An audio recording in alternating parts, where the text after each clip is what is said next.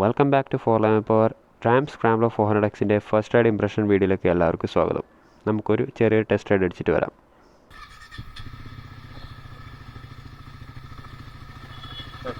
നല്ല crisp and clear ആണ്.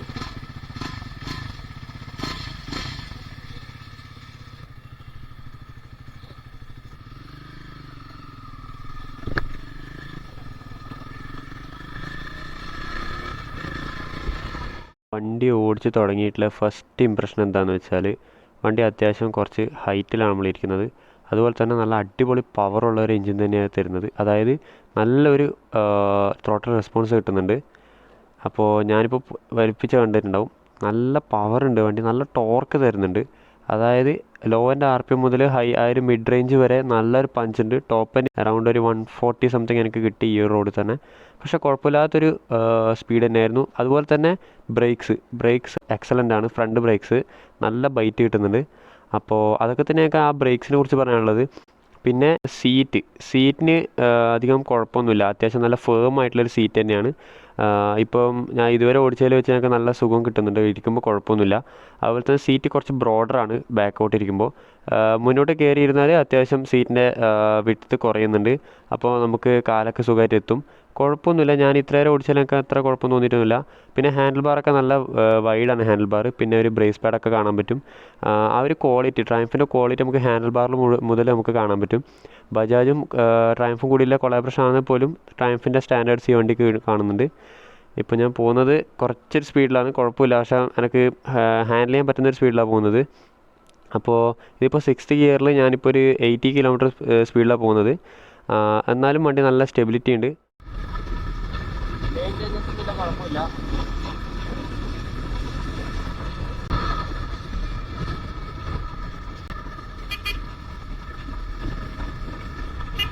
ഒരു മിനിറ്റ് നമുക്ക് ജസ്റ്റ് ഒന്ന് 60 ഗിയറിലൊന്ന് ത്രോട്ടിൽ കൊടുത്തു നോക്കാം എത്ര വരെ പോകുന്നു. ഒരു ഓപ്പൺ റോഡ് കിട്ടിയിട്ടുണ്ട്. നന്നായിട്ട് വണ്ടി കയറുന്നുണ്ട്. ഇപ്പോൾ 120 സംതിങ് കിട്ടി. ആ ഒരു മിഡ് റേഞ്ച് RPM കയറുമ്പോൾ നല്ലൊരു പഞ്ച് കിട്ടുന്നുണ്ട്. അതുപോലെ തന്നെ നല്ല ബ്രേക്കിംഗ് ആണ്. ബ്രേക്കിംഗ് ജസ്റ്റ് ഒന്ന് തൊടുമ്പോൾ തന്നെ വണ്ടി നന്നായിട്ട് ബ്രേക്ക് ചെയ്യുന്നുണ്ട്. നല്ലൊരു പവറുണ്ട്. ഫസ്റ്റ് ഇനീഷ്യൽ ബൈറ്റ് നന്നായിട്ടുണ്ട് എനിക്ക് തോന്നുന്നുണ്ട്. പിന്നെ ഫ്ലിക്കബിലിറ്റി ഒന്നും അത്ര കുഴപ്പമൊന്നുമില്ല. നല്ല ഫ്ലിക്കബിളാണ് motorcycle. Even 19 inch wheels ആ ഫ്രണ്ടിൽ വരുന്നത് പോലും നല്ലൊരു ഫ്ലിക്കബിലിറ്റി കിട്ടുന്നുണ്ട്. പിന്നെ ഇത് തന്നെ നല്ല ത്രോട്ടൽ റെസ്പോൺസ് കിട്ടുന്നുണ്ട്. പിന്നെ ഹൈ സ്പീഡ് സ്റ്റെബിലിറ്റിയും നന്നായിട്ടുണ്ട്. Even though it's a scrambler, നല്ലൊരു സ്റ്റെബിലിറ്റി കിട്ടുന്നുണ്ട്.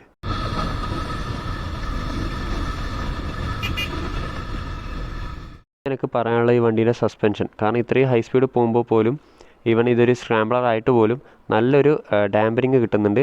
അതുപോലെ തന്നെ നല്ലൊരു ഹൈ സ്പീഡ് സ്റ്റെബിലിറ്റിയും കിട്ടുന്നുണ്ട്. കോർണറിങ് കോൺഫിഡൻസും അത്യാവശ്യമുണ്ട്.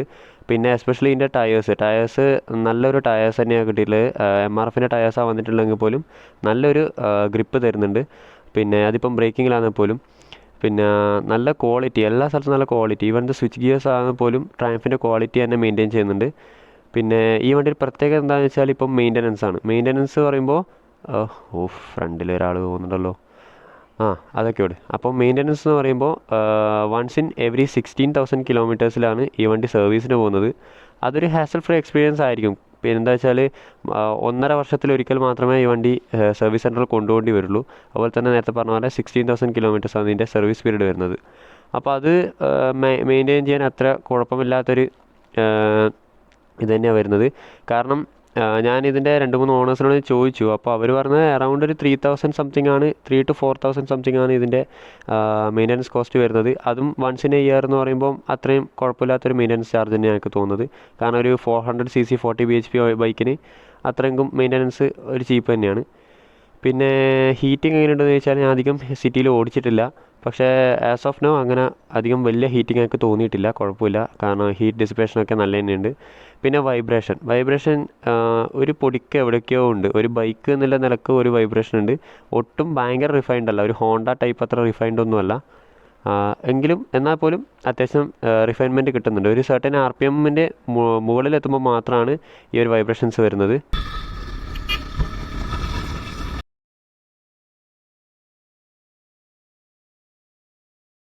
ഹിമാലയ അതുപോലത്തെ വണ്ടികളെ പോലെ ഒരു, അതായത് സ്ക്രാംബ്ലർ അഡ്വഞ്ചർ കാറ്റഗറി ആയിട്ട് പറയുന്നത്. ആ ഒരു വണ്ടിക്കുള്ള പോലത്തെ ഒരു പവറിന്റെ ടൈറ്റ്നസ് അല്ല, പവറിന്റെ ബ്ലാസ്റ്റ് ആണ്. പവർ ഓരോ ഗിയർ ഇടുമ്പോൾ വണ്ടി ഇങ്ങനെ ഇതെടുത്ത് കൊണ്ടുപോയിക്കോ, പവർ ഇതാവത്തെ ഇങ്ങനെ തരും, അത്രക്ക് പവർ ഉണ്ട്. കോർണറിങ് ഫ്രണ്ട്ലി പറഞ്ഞാൽ കോർണർ ഭീകരണമാണ് ഇത്. കോർണറിങ് ഒരു സീനും ഇല്ല. നമുക്ക് അത്യാവശ്യം കോൺട്ര ചെയ്യാൻ അറിയുന്നത് നന്നായിട്ട് കോൺട്ര ചെയ്യാനും പറ്റും. അതായത് ഡ്യുവൽ ക്യാരക്ടർ, ഞാൻ നേരത്തെ പറഞ്ഞ പോലെ വണ്ടിക്ക് ഡ്യുവൽ ക്യാരക്ടർ ഉണ്ട്. നമുക്കിപ്പോൾ വളരെ സോഫ്റ്റ് ആയി സ്മൂത്ത് ആയിട്ട് ഇങ്ങനെ നല്ല നമുക്ക് പോകാൻ പറ്റും. അതായത് പതിയെ ഒരു നോർമലായിട്ട് പോകാൻ പറ്റും. അതുപോലെ തന്നെ പെട്ടെന്ന് നമുക്ക് നല്ലതായിട്ട് അഗ്രസീവ് ഓടിക്കണം എന്ന് വിചാരിച്ചാൽ അഗ്രസീവായിട്ട് ഓടിക്കാം. പിന്നെ ഈ വണ്ടി ടൂറിങ് ഫ്രണ്ട്ലി ആണെന്ന് ചോദിച്ചാൽ ആസ് ഓഫ് നൗ എനിക്ക് അത്ര വലിയ കുഴപ്പമൊന്നും തോന്നിയിട്ടൊന്നുമില്ല. അത്യാവശ്യം എല്ലാം നമുക്ക് ഓട്ടാനും പറ്റും.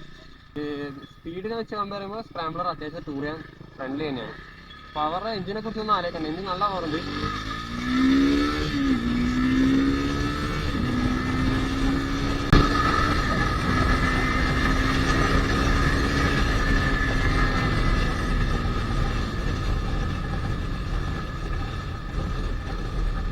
ഇപ്പൊ നിങ്ങൾ കണ്ട പോലെ തന്നെ വണ്ടി വളരെ സ്മൂത്ത് ആയിട്ടാണ് 100, 120 ഒക്കെ കയറിയത്. പിന്നെ ഓപ്പൺ റോഡ് പോയി, റോഡ് ക്ലോസ് ആയിട്ടാണ് ഞാൻ സ്ലോ ആക്കിയത്. പിന്നെ അപ്പോൾ അതാണ് എനിക്ക് പറയാനുള്ളത്. നമുക്കിപ്പം അത്യാവശ്യം നല്ല ഹൈ സ്പീഡിൽ ക്രൂസ് ചെയ്യണമെന്ന് വിചാരിച്ചാൽ സ്മൂത്ത് ആയിട്ടാവും. ഇപ്പം 60 ഗിയറിനെ ഇപ്പോൾ 60ലേക്ക് ആക്കാൻ തരാം, ലെയിൻ ചേഞ്ച് ചെയ്യാം. 60 ഗിയറിൽ അത്ര സ്ലോയിൽ പോകാൻ പറ്റും നോക്കാം. 50 ആണ്, അത്ര നോക്കിങ് അങ്ങ് അറിയുന്നില്ല. നമുക്കൊരു 40ലേക്ക് എടുത്ത് നോക്കാം. 40ൽ കുഴപ്പമില്ലാത്ത രീതിയിലും വണ്ടി എടുക്കുന്നുണ്ട്. എനിക്ക് അത്ര മോശമായി തോന്നിയിട്ടൊന്നുമില്ല. വണ്ടി നല്ല എല്ലാ സ്പീഡ്സിലും വണ്ടി നന്നായിട്ട് ട്രാക്ക് ചെയ്യാൻ പറ്റുന്നുണ്ട്. നല്ല ട്രാക്റ്റബിൾ ആയിട്ടൊരു എഞ്ചിനാണ് ഇതിൽ കൊടുത്തിട്ടുള്ളത്. പിന്നെ ഡ്യൂക്ക് 390 Gen 3 ആ ഒരു വണ്ടി വെച്ച് കമ്പയർ ചെയ്യാൻ പറ്റുക വെച്ചാൽ എഞ്ചിൻ ബേസ് നമുക്ക് കമ്പയർ ചെയ്യാം. കാരണം പിന്നെ പ്രൈസ് പോയിന്റ് വേറെ കുറെ അടുപ്പിച്ച് വരുന്നതുകൊണ്ട് തന്നെ അങ്ങനെ കമ്പയർ ചെയ്യുമ്പോൾ ഡ്യൂക്ക് 390ന്റെ അത്രക്കൊന്നും ഒരു പവർ ബ്ലാസ്റ്റ് കിട്ടുന്നില്ലെങ്കിലും പവർ ഉണ്ട്, ഒരിക്കലും ഇല്ല പറയുന്നില്ല. പിന്നെ അതുകൊണ്ട് തന്നെ ഇതൊരു ബിഗിനർ ബൈക്കാന്ന് ചോദിക്കുന്നവരോട് അല്ല, അങ്ങനെ ഒരു ബിഗിനർ ബൈക്കായിട്ട് ഒരിക്കലും യൂസ് ചെയ്യാൻ പറ്റില്ല. പിന്നെ മൈൻഡ് സെറ്റിന്റെ ആവുമായിരിക്കും, പക്ഷെ എന്നാലും ഞാൻ പറഞ്ഞിപ്പോൾ അതായത് ബൈക്ക് ഓടിച്ച് പഠിച്ച്, അതായത് സ്കൂട്ടേഴ്സിന് ഓടിച്ച് പഠിച്ച് ഒരു ബൈക്ക് അപ്ഗ്രേഡ് ചെയ്ത് വരുന്ന ഒരാൾക്ക് ഈ സ്ക്രാംബ്ലർ ഓക്കെ ആണോ എന്ന് ചോദിച്ചാൽ ഒരിക്കലും അല്ല. കാരണം എന്താ വെച്ചാൽ വണ്ടിയിലെ പവറൊക്കെ ഇരിക്കുന്നത് കുറച്ച് ഹൈ ആർപിഎമ്മിലാണെങ്കിൽ പോലും അതിന് താഴെയും, അതായത് ഒരു 40 bhp 6000 ആർപിഎമ്മിൽ കിട്ടുന്നുണ്ട് എന്ന് പറഞ്ഞാൽ അതൊരു 6000 ആർപിഎം ആണെങ്കിൽ ഒരു 6000 വരെ എത്താൻ വേണ്ടിയിട്ട് അത്രയും പവർ ബിൽഡപ്പ് ചെയ്ത് വരുന്നുണ്ട്. 30-35 bhp ഒക്കെ കിട്ടുന്നുണ്ട്. അത് അത്രയും ചെറിയ ആർപിഎമ്മിൽ വരുന്നത് പറയുമ്പോൾ നല്ല ടോർക്ക് ഉണ്ട്, നല്ല പവർ ഉണ്ട്. അപ്പോൾ അത് ഹാൻഡിൽ ചെയ്യാൻ കുറച്ചുകൂടി എക്സ്പീരിയൻസ് ആയിട്ടുള്ള റൈഡേഴ്സ് എടുക്കുന്നതായിരിക്കും നല്ലത്. അതായത് ഒരു ബൈക്ക് ഓടിച്ച് ഓൺ ചെയ്ത് അറ്റ്ലീസ്റ്റ് ഒരു 200cc അല്ലെ 150cc ഒക്കെ ഓടിച്ച് എക്സ്പീരിയൻസ് ആയി വണ്ടി ഇങ്ങനെയാണെന്നൊക്കെ മനസ്സിലായവർക്ക് മാത്രം വണ്ടി വേണമെങ്കിൽ എടുക്കാം, കുഴപ്പമില്ല. പിന്നെ ഇത് പക്ക ഇതിന്റെ ഒരു സ്ക്രാംബ്ലറിന്റെ പേര് അന്വർത്ഥമാക്കുന്ന പോലെ തന്നെ ഇത് പക്ക ഒരു സ്ക്രാംബ്ലർ തന്നെയാണ്. അതായത് എന്താ പറയാ, നമ്മുടെ റോയൽ എൻഫീൽഡിന്റെയും മറ്റിപ്പം നമ്മളെ ഇതിൽ മാർക്കറ്റിൽ അവൈലബിൾ ആയിട്ടുള്ള സ്ക്രാംബ്ലേഴ്സ് എന്ന് സോഫോൾഡ് സ്ക്രാംബ്ലേഴ്സ് ആയിട്ട് വണ്ടിയല്ല, ഇത് പക്ക ഒരു സ്ക്രാംബ്ലറാണ്. അതെനിക്ക് പറയാനുള്ളത്. പിന്നെ നേരത്തെ ഞാൻ പറഞ്ഞ പോലെ ഹാൻഡ് ബാർ നല്ല അത്യാവശ്യം അധികം വിഡ്ത്ത് ഉണ്ട്, അതുകൊണ്ട് തന്നെ ജസ്റ്റ് അപ്രൈറ്റ് ആയിട്ട് ഇരിക്കാൻ പറ്റും. പിന്നെ handle bar risers for my height handle bar risers എന്നാൽ കുറച്ചുകൂടി കംഫർട്ടബിൾ ആവും. ഇത് കുഴപ്പമില്ല, കുറച്ചൊരു പൊടിക്ക് സ്പോട്ടിയാണെന്ന് തോന്നുന്നു.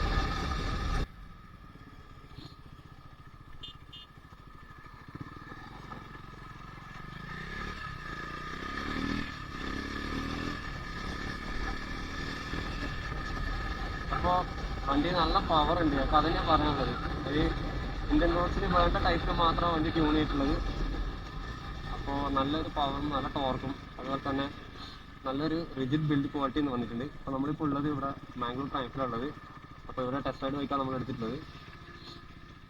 സോ അപ്പോൾ നമ്മളിന്ന് നമുക്ക് വേണ്ടി ട്രയംഫിൻ്റെ വണ്ടി റെഡിയാക്കി തന്നത്, സ്ക്രാംബ്ലർ റെഡിയാക്കി നമ്മുടെ സ്വന്തം ആകാശ് ബ്രോ ആണ്.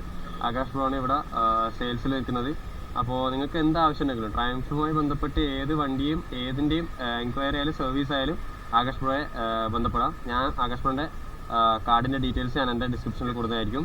U are understanding little bit Malayalam right? So അതൊക്കെ തന്നെ പറയാനുള്ളത്. അപ്പോൾ ബാക്കിയുള്ള വീഡിയോസിന് വേണ്ടിയിട്ട് ഫോർലാൻഡ് ഫാർമുല ഈ ഒരു ചാനൽ സബ്സ്ക്രൈബ് ചെയ്യുക, സപ്പോർട്ട് ചെയ്യുക. അപ്പോൾ അതൊക്കെ തന്നെയുള്ളൂ.